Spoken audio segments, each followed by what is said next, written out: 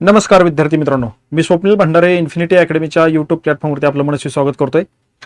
श्री साईबाबा संस्थान शिर्डी यांची भरती या ठिकाणी जाहीर झालेली आहे. कोणती पद आहेत, वेतन किती आहे, पात्रता काय असणार आहे, अर्ज करण्यासाठी काय प्रोसेस आहे, ही सर्व माहिती या ठिकाणी या व्हिडिओमध्ये बघणार आहोत. आपण जर इच्छुक असाल तर नक्की अर्ज दाखल करा, कारण ही संधी पुन्हा पुन्हा येत नाही. कारण अशा ठिकाणी नोकरी करण्यासाठी बरेच जणांचं असं मन या ठिकाणी आतुर झालेलं असतं आणि चांगल्या पगाराची नोकरी या ठिकाणी आता उपलब्ध झालेली आहे. ती आता या ठिकाणी आपण बघूया. चला विद्यार्थी मित्रांनो, तर त्या अगोदर इन्फिनिटी अकॅडमीच्या प्लॅटफॉर्मवरती भरती आहे बघा, आरटीओची बॅच या ठिकाणी आपण विद्यार्थ्यांच्या सेवेमध्ये दाखल केलेली आहे. तर ही जी बॅच आहे, तर विद्यार्थी मित्रांनो बघा, आरटीओ फॅक्टरी नावानं आरटीओ EMI 2026 संदर्भात एक आरटीओ फॅक्टरी बॅच 2 इन्फिनिटी अकॅडमीनं ही लॉन्च केली. त्याचं कारण असं आहे की आरटीओच्या 461 जागा आलेल्या आहेत आणि तुम्ही जर आरटीओची तयारी करत असाल तर या बॅचला जॉईन व्हायचंय. आता का व्हायचंय, तर महाराष्ट्रामध्ये 700+ आरटीओ सिलेक्शन देणारी महाराष्ट्रातील सर्वोत्तम फॅकल्टी इन्फिनिटी अकॅडमीला म्हणून ओळखलं जातं. मग हजारो विद्यार्थ्यांचा विश्वास असलेली ही इन्फिनिटी अकॅडमी आता जी 461 जागा आलेल्या आहेत यामध्ये सुद्धा आरटीओ फॅक्टरी नावाने बॅच दिलेली आहे. आरटीओ बद्दल तुम्हाला या ठिकाणी बॅच जॉईन करायची असेल तर फाउंडेशन बॅच आहे, प्रिलिम आणि मेन्स ऑनलाईन ऑफलाईन या दोन्ही हायब्रिड मोड मध्ये या ठिकाणी दिलेली आहे आणि ऍडमिशन ओपन आहे. 29 जून पासून हे बॅच सुरू झाली. फ्रीचा अभ्यासक्रम या ठिकाणी आता रनिंग होत आहे.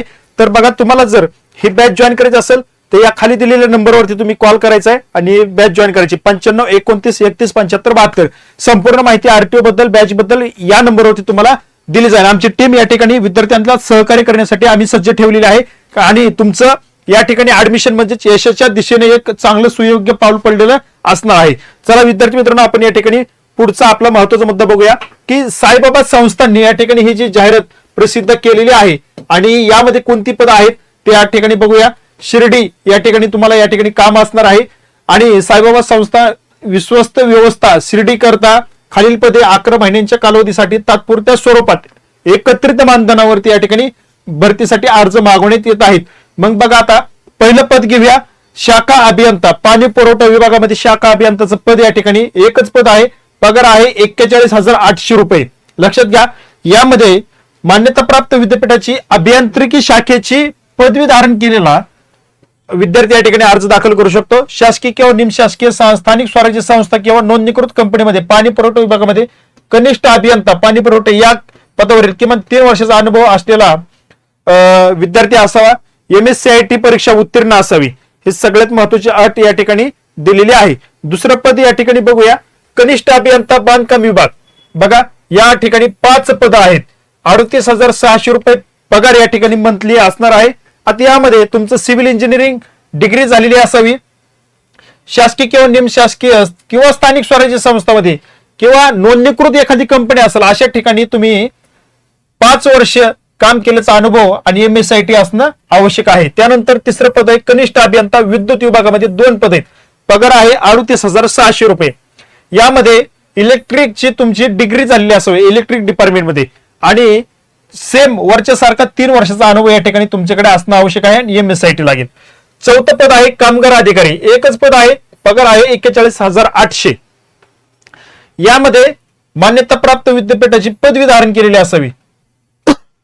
कोणतीही पदवी त्या ठिकाणी चालेल किंवा दिले किंवा समाज कल्याण विषयातील पदव्युत्तर पदवी म्हणजे MSW किंवा मानव संसाधन मधील MBA HR ही पदवी धारण केलेली असावी किंवा संविधानिक विद्यापीठाची कामगार कायद्यातील पदविका म्हणजे डिप्लोमा झालेला असावा किंवा MSCIT परीक्षा उत्तीर्ण असावी.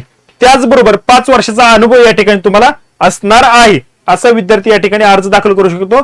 त्याबरोबर त्याची MSCIT झालेली असावी.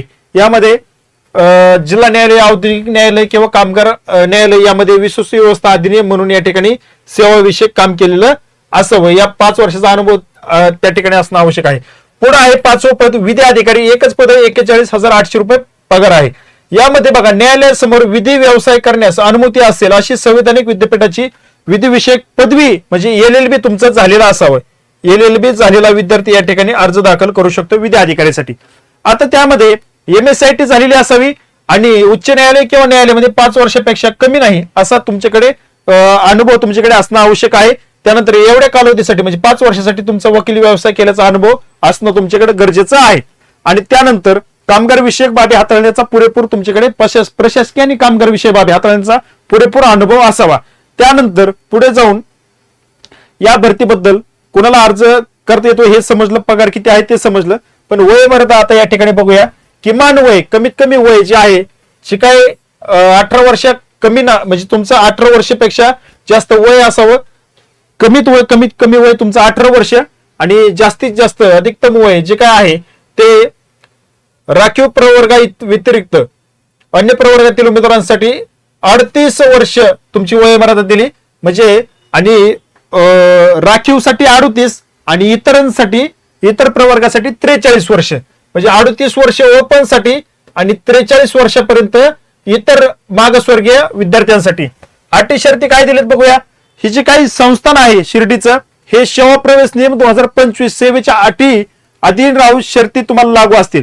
अर्ज व त्यासोबत बायोडाटा बघा, तुम्हाला अर्ज करायचा आहे, अर्जाचा नमुना तुम्हाला त्या ठिकाणी त्या वेबसाईट वरती भेटेल.